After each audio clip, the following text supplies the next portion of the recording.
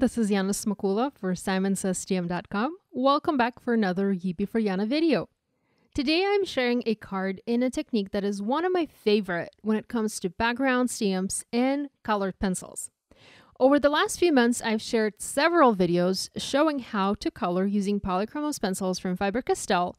However, if you are a beginner in card making or coloring, those videos might have seemed a little bit intimidating. So for today's video, I decided to go back to basics and do simple selective background coloring.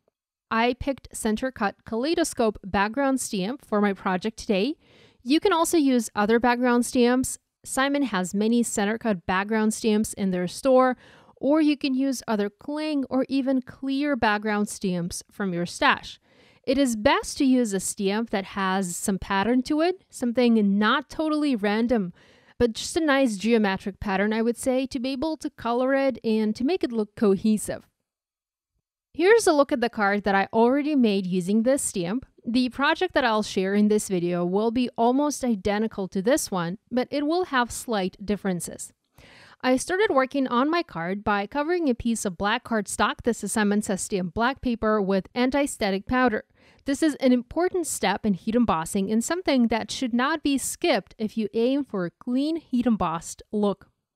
Next, I'm inking up my stamp using Versamark ink, and I'm going to stamp it onto my paper. I'm using a stamp platform today to make my stamping easier. However, you don't have to, and you can also stamp with your background stamps, such as this one, by placing the stamp on your desk, laying the paper on top, and pressing down with your fingers.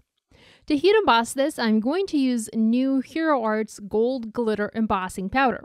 I've been wanting to try this product and I absolutely loved it. This might be my new favorite gold embossing powder. And Hero Arts also has the same glitter embossing powder in silver. I covered the entire panel and used my heat tool to melt the powder. With the glitter embossing powder, it's helpful to heat the paper from underneath to prevent the glitter from flying all over the place. But I did not seem to have this problem this time. The powder looked like it had the perfect ratio of embossing powder and the glitter didn't fly all over the place, and I did not have a huge glittery mess on my desk once I was done. But just in case, it is best to melt these kinds of embossing powders from the back of the paper. So here is what this background looks like. It's very elegant, very rich, and it is just stunning. This color of embossing powder looks fabulous on black or any other dark color of paper. Here's that other card that I made, and here I used Simon Says Stamp Antique Gold Embossing Powder, and this one also looks stunning on black. I wanted to show you these side by side so you can see the difference in these embossing powders.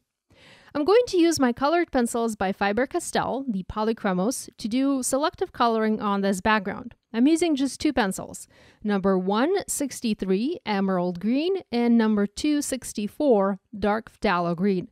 Both of these pencils come in the 36 pencil set. Now, this is a good place to start with colored pencils if you've never used your pencils before. Why? Because this paper is rather forgiving and it doesn't take as much time or as much hand pressure to have a nice colored look. This pretty much is how I started using and getting to know my pencils. I colored with them on black paper. From there, I slowly moved onto other colors of paper such as craft and gray. Here, I'm using only two colors, and this also is a good place to start. This image is not a flower, it's just a pattern, so it doesn't matter if you add highlights or shadows. You just color for the sake of coloring and because it's fun. It's helpful to have a pencil sharpener nearby to sharpen your pencils when needed. The sharper your pencils are, the easier it will be to get into the little sections of the background and color it. When you color a background like this, it's up to you to decide which sections you want to color and which you'd like to keep as is. And you can even color all of the background if you like. I love to do just simple selective coloring here and there. And I love to have a lot of black in the background for the contrast. But if you would like to color the entire background, you totally can. Here's what my colored background looks like. I added a good amount of green to it, and I feel it's time to start working on the sentiment for this card. I'm going to heat emboss Thanks from the Big Thanks Words stamp set onto black paper, and I'm using the same gold glitter embossing powder here, just so that everything matches. To have even more sparkle, I'm actually double heat embossing the word Thanks. I've heat embossed it once, and now I'm using my MIST and double stamping the same word in the same place, and I'm going to add a second coat of this gorgeous embossing powder. I've cut this Thanks out using a coordinating die, and I also want to cut another skinny strip here with another message. I don't want that message to be on black paper. I want it to be on green paper to be a better match for this card. But because I don't have the right color of cardstock in my stash, I don't have green that really matches the coloring on my card, I'm using my pencil to color a piece of black paper in the same color as the coloring on the background, and I'm heat embossing my sentiment over it.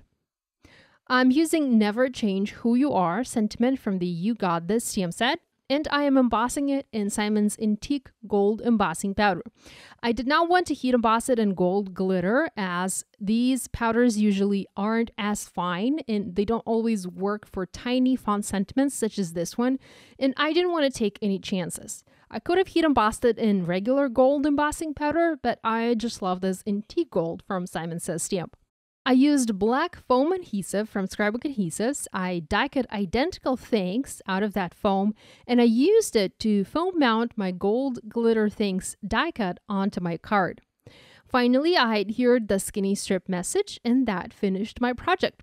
If you look closely at my original card idea, you can see that I also used glossy accents, and I coated some of the sections with the glossy to make them look dimensional. It's like a stained glass effect. I skipped doing that here, as instead I used gold glitter embossing powder, and I didn't want to add too much to this card. I just didn't want it to go over the top. I hope you guys will give this idea a try. If you do make a card inspired by this video, we would love it if you shared your project online and tagged us on social media. Be sure to give this video a thumbs up and to subscribe to this channel if you haven't yet done so. Thanks so much for joining me. I will see you next time. Bye!